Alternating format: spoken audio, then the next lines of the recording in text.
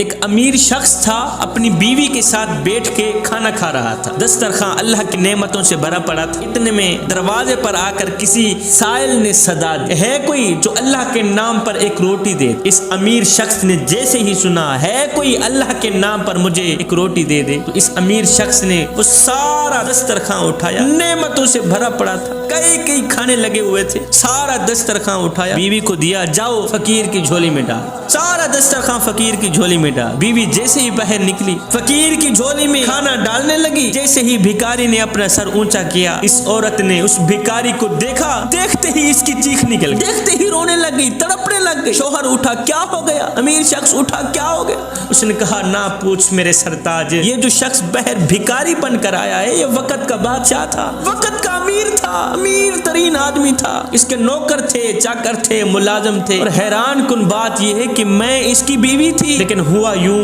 ایک دن اس کے دروازے پر ایک فقیر آیا کچھ مانگنے کے لیے، ایک مصیبت زدہ شخص آیا کچھ مانگنے کے لیے، تو اس نے اسے خوب مارا، مارنے کے بعد اسے دھکے دے کر حویلی سے باہر نکال دیا، اس غریب شخص کو مار پیٹ کر دھکے دے کر گھر سے باہر نکال دیا۔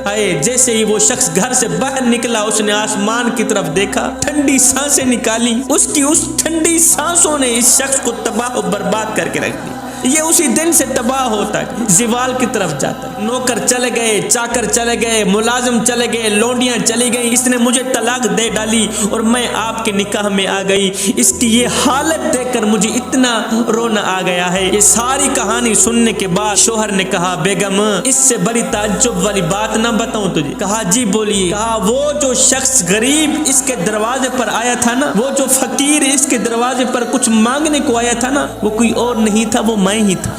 کسی کو دکھ دے کر، کسی کو غم دے کر، کسی کو تکلیف دے کر تجھے کیا لگتا ہے کہ تو ساری زندگی ایسے ہی مسکراتا رہے گا؟ نہ بندے نہ، بس وقت کے الٹنے کی دیر ہے، تیری باری بھی دور نہیں ہے، اس لیے کہ زندگی کے کسی نہ کسی موڑ پہ اپنا کیا آخر بھگتنا ہی پڑتا ہے۔